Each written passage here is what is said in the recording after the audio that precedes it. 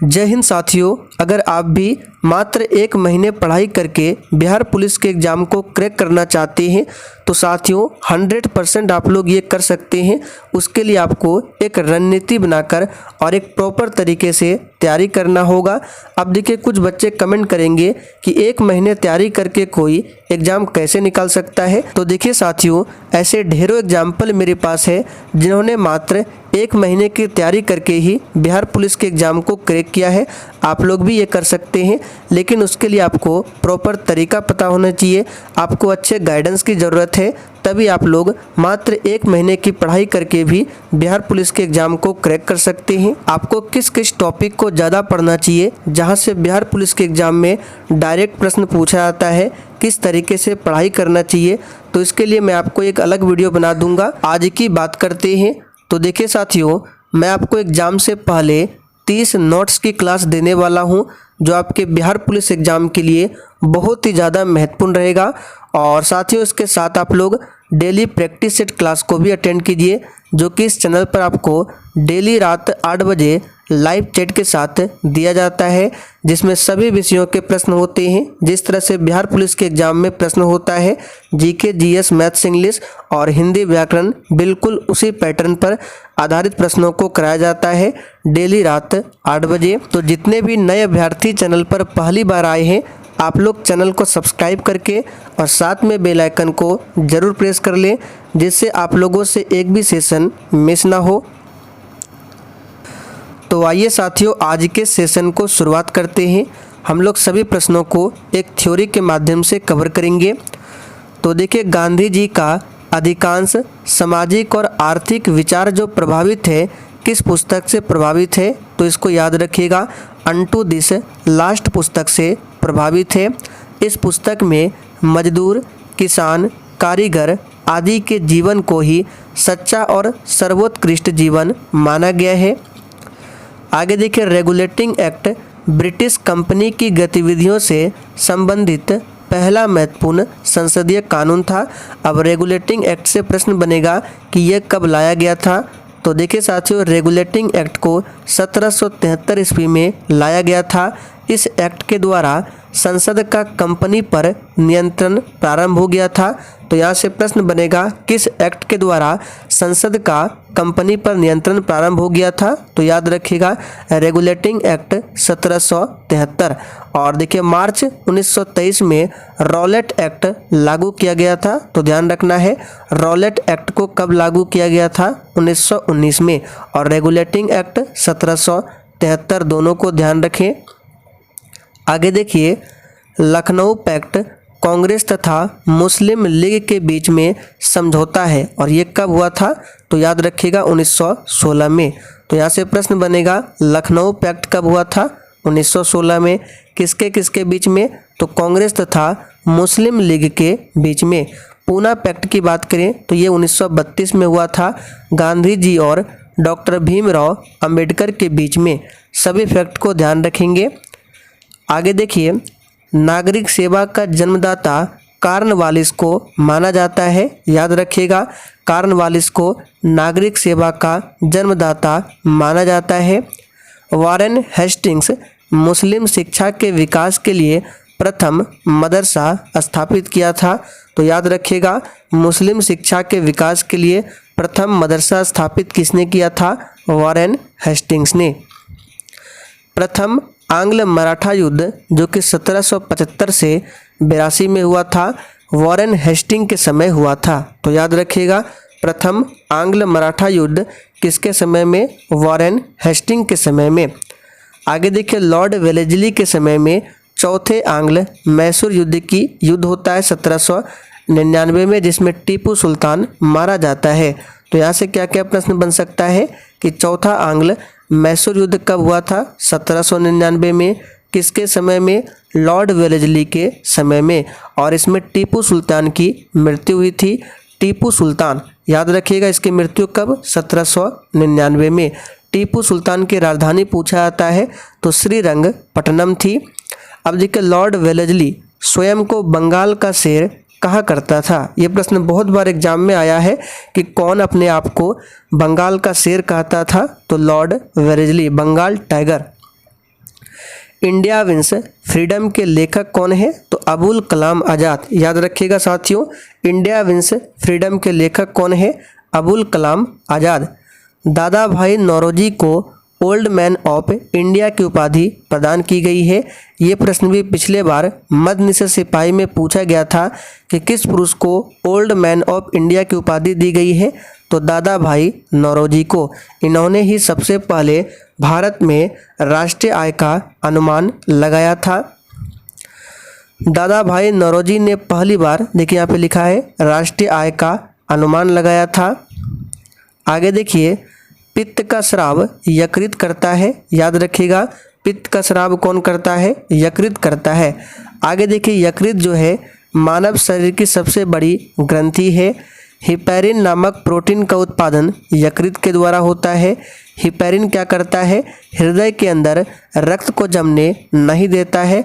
और अगर विटामिन में पूछे कि कौन सा विटामिन रक्त को थक्का बनाने में सहायक होता है, तो विटामिन के, जिसका रासायनिक नाम होता है फिलोक्विनोन, लेकिन यहाँ पे पूछा गया है हिपैरिन। तो हिपैरिन क्या करता है?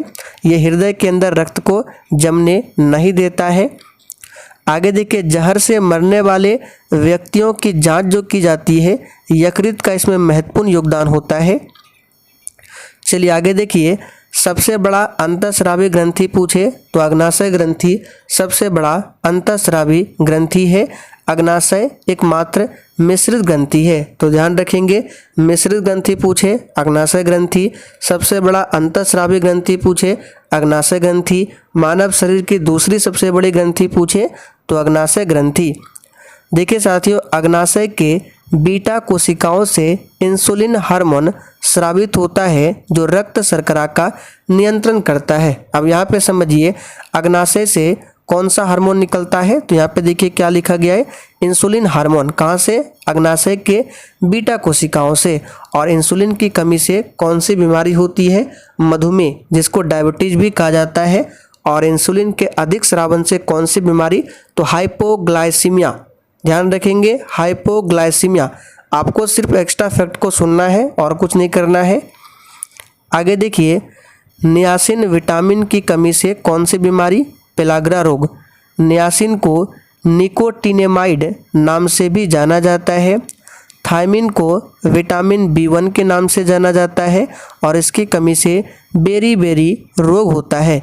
अगर आप लोग चाहें तो उस फैक्ट को नोट कर सकते हैं जितने भी आपको बताया जा रहा है। राइबोफ्लेविन को विटामिन B2 के नाम से जाना जाता है और इसकी कमी से त्वचा का फटना, आँख लाल होना तथा जीवा फटना। एस्कॉर्बिक अम्ल को विटामिन C कहा जाता है और इसकी कमी से स्कर्वी रोग होता है। नियासिन को विटामिन B3 के नाम से भी जाना जाता है और इसकी कमी से पेलाग्रा या फिर 4D सिंड्रोम होता है। तो इस फैक्ट को नोट कीजिए, 4D सिंड्रोम किसके कारण? तो विटामिन B3 की कमी के कारण। विटामिन D का संश्लेषण सूर्य के प्रकाश में उपस्थित परावैंगनी विकिरण द्वारा त्वचा के कोलेस्ट्रॉल से होता है। विटामिन D का रासायनिक नाम कैल्सीफेरॉल। विटामिन D को हार्मोन भी कहा जाता है। न्यूमोनिया विषाणु जनित रोग नहीं है। यहाँ से प्रश्न बनता है कि इनमें से कौन सी बीमारी विषाणु जनित नहीं है? तो याद रखिएगा, न्यूमोनिया। चिकन पॉक्स, इससे देखिए संपूर्ण शरीर प्रभावित होता है और चिकन पॉक्स जो है ये वेरियोला वायरस द्वारा होता है। Chicken pox. एड्स से WBC प्रभावित होता है और एड्स जो बीमारी होती है HIV वायरस से होने वाला रोग है एड्स रोग। न्यूमोनिया क्या करता है? देखिए, फेफड़ा प्रभावित करता है न्यूमोनिया। तो याद रखिएगा, यहाँ से प्रश्न बनेगा, न्यूमोनिया होने से शरीर का कौन सा अंग प्रभावित होगा? तो फेफड़ा। और टाइफाइड होने से यकृत प्रभावित होता है। आगे देखिए, हेपेटाइटिस से यकृत प्रभावित होता है और यह एक विषाणु जनित रोग है। याद रखिएगा, हेपेटाइटिस किस प्रकार की बीमारी है? तो विषाणु जनित। कोलेस्ट्रॉल की अधिकता हृदय संबंधी रोग का कारण है। याद रखिएगा, हृदय संबंधी रोग किसके कारण होता है? तो कोलेस्ट्रॉल की अधिकता के कारण। तैलीय पदार्थ में कोलेस्ट्रॉल की मात्रा अधिक होती है। हृदय एक पतली झिल्ली पेरिकार्डियम से घिरा रहता है। मनुष्य में हृदय का सामान्य स्पंदन 1 मिनट में 72 बार होता है। हृदय की ध्वनि स्टेथोस्कोप, याद रखिएगा, स्टेथोस्कोप की सहायता से सुनी जाती है हृदय की ध्वनि को। रक्त दाब को मापने के लिए किस यंत्र का प्रयोग होता है? तो स्फिग्नोमैनोमीटर। सोना धातु मुक्त अवस्था में मिलती है। सोना सबसे क्या है? अक्रियाशील धातु है। सोना को कठोर बनाने के लिए इसमें क्या मिलाया जाता है? तो तांबा मिलाया जाता है। शुद्ध सोना कितने कैरेट का होता है? 24 कैरेट का। सोना क्या है? तो एक तन्य धातु है। एरोसोल गैस में द्रव का परिक्षेपण होता है। ध्यान रखें, प्रश्न बनेगा कि गैस में द्रव का परिक्षेपण का एक उदाहरण दे, तो याद रखिएगा एरोसोल। और गैस में ठोस का परिक्षेपण भी एरोसोल कोलाइड होता है। धुआं क्या है? तो एरोसोल कोलाइड का उदाहरण है। पायस क्या है? तो इमल्सन कोलाइड का उदाहरण है। ये पूछा गया था कि पायस जो है ये किसका उदाहरण है? तो याद रखिएगा इमल्सन कोलाइड। जल ठोस में द्रव का परिक्षेपण है। जल नहीं, जेल। जेल क्या है? ये ठोस में द्रव का परिक्षेपण है, इसे भी ध्यान रखें। पारिस्थितिकी इकोलॉजी जीव व पर्यावरण में सहसंबंधों से संबंधित है। देखिए, पारिस्थितिकी जो है ये जीव और पर्यावरण में सहसंबंधों से संबंधित है। प्राणियों का उनके वातावरण से संबंध का अध्ययन क्या कहलाता है? तो इकोलॉजी। मोहम्मद बिन तुगलक ने इब्न बतूता को दिल्ली का काजी नियुक्त किया था। तो याद रखिएगा, दिल्ली का काजी नियुक्त किया गया था किसको? तो इब्न बतूता को। किसने किया था? मोहम्मद बिन तुगलक ने। इब्न बतूता कौन था? मोरक्को निवासी। और इन्हें दिल्ली का काजी 1333 में बनाया गया था। इब्न बतूता ने अपनी पुस्तक रहला की रचना की, जिसमें मोहम्मद बिन तुगलक का शासनकाल का वर्णन मिलता है। तो याद रखिएगा, रहला किसकी पुस्तक है? इब्न बतूता की। मोहम्मद बिन तुगलक की मृत्यु पर इतिहासकार बंदायूनी लिखते हैं कि अंततः राजा को प्रजा से और प्रजा को राजा से मुक्ति मिली। ये स्टेटमेंट किसका है? तो बंदायूनी का। भारत में प्रथम डीजल इंजन बनाने का पहला कारखाना वर्ष 1932 में सतार, महाराष्ट्र में खोला गया था। भारतीय रेल एशिया की दूसरी बड़ी तथा विश्व की चौथी सबसे बड़ी रेल नेटवर्क व्यवस्था है। रेल इंजन निर्माण के कारखाने कहाँ पर है? चितरंजन, वाराणसी तथा भोपाल में है। डी.वाई. चंद्रचूड़ सर्वोच्च न्यायालय के 50वें मुख्य न्यायाधीश है। इनका कार्यकाल 10 नवंबर 2024 तक चलेगा। सर्वोच्च न्यायालय के न्यायाधीश 65 वर्ष की आयु में सेवानिवृत्त होते हैं। ध्यान रखें। यशवंत विष्णु चंद्रचूड़, वाई.वी. चंद्रचूड़ देश में सबसे लंबे समय तक 22 फरवरी 1978 से 11 जुलाई 1985 तक लगभग 7 वर्ष चीफ जस्टिस रहे थे। तो याद रखिएगा, सर्वोच्च न्यायालय में सबसे लंबे समय तक चीफ जस्टिस कौन थे? वाई.वी. चंद्रचूड़। चलिए आगे देखिए, विश्व खुशहाली रिपोर्ट सूचकांक में भारत की रैंक क्या है? तो 126वां है। दर्द निवारक दवाएं क्या है? तो एनाल्जेसिक। याद रखिएगा, एनाल्जेसिक जो है ये दर्द निवारक दवाएं हैं। सर्वप्रथम अलेक्जेंडर फ्लेमिंग ने पेनिसिलिन नामक एंटीबायोटिक की खोज की थी। तो देखिए, पेनिसिलिन की खोज किसने की? अलेक्जेंडर फ्लेमिंग ने। एंटीपायरेटिक्स क्या है? तो ज्वरनाशी है। एंटीसेप्टिक क्या है? कीटाणुनाशी है। सल्फा ड्रग्स क्या है? तो त्वचा या चर्म रोग में प्रयुक्त औषधि है। ध्यान रखें। चलिए आगे देखिए, हर्यक राजवंश का संस्थापक कौन? बिंबिसार। यह प्राचीन भारत का पहला शासक था जिसने सर्वप्रथम अस्थायी सेना का गठन किया था। तो यहाँ से प्रश्न बनेगा कि मगध के किस शासक ने सबसे पहले अस्थायी सेना का गठन किया था? तो याद रखिएगा, बिंबिसार ने। बिंबिसार मगध के प्रथम वास्तविक संस्थापक थे।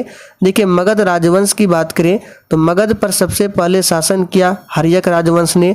उसके बाद आता है शिशुनाग वंश, उसके बाद नंद वंश, फिर मौर्य वंश, शुंग वंश और लास्ट में कर्ण वंश आता है। चलिए आगे देखिए, हर्यक वंश भारत का प्रथम ऐतिहासिक वंश है। बिंबिसार की हत्या काफ़ी बार पूछा गया है, तो याद रखिएगा उनके ही पुत्र अजातशत्रु द्वारा कर दिया गया था। हर्यक वंश को पितृहंता वंश के नाम से भी जाना जाता है। अजातशत्रु को पितृहंता भी कहा जाता है। इन सभी फैक्ट को ध्यान रखेंगे। और साथियों, जिसने अभी तक सेशन को लाइक नहीं किया है, प्लीज़ आप सभी सेशन को दिल से एक बार ज़रूर लाइक कर दें। और अगर आपको सेशन ये पसंद आता है तो आप लोग कमेंट करके भी बताइए कि सेशन आप लोगों को कैसा लगा और आगे आपको ये सेशन चाहिए या फिर नहीं। सभी को कमेंट करना है। मोहम्मद बिन तुगलक ने राजधानी दिल्ली के स्थान पर दौलताबाद को बनाया था। तो राजधानी दिल्ली के स्थान पर दौलताबाद को किसने बनाया था? मोहम्मद बिन तुगलक ने। फिरोज शाह तुगलक ने जूना खान के नाम पर जौनपुर शहर की स्थापना की थी। तो साथियों, जौनपुर शहर की स्थापना किसने किया था? फिरोज शाह तुगलक ने। आगे देखिए, पूना समझौता जो कि 24 सितंबर 1932 को होता है महात्मा गांधी एवं अंबेडकर के बीच में। ब्रिटिश प्रधानमंत्री रैमजे मैकडोनाल्ड ने 16 अगस्त 1932 को सांप्रदायिक निर्वाचन की घोषणा की थी। इसके तहत हिंदुओं से अलग हरिजनों के लिए पृथक निर्वाचन की व्यवस्था की गई थी। तो सभी को ध्यान रखेंगे। यहाँ पे देखिए क्या है, 16 अगस्त 1932 को सांप्रदायिक निर्वाचन की घोषणा किसने की थी? रैमजे मैकडोनाल्ड ने। ये कौन थे? तो ब्रिटिश प्रधानमंत्री थे। तो चलिए साथियों, आज के लिए इतना ही।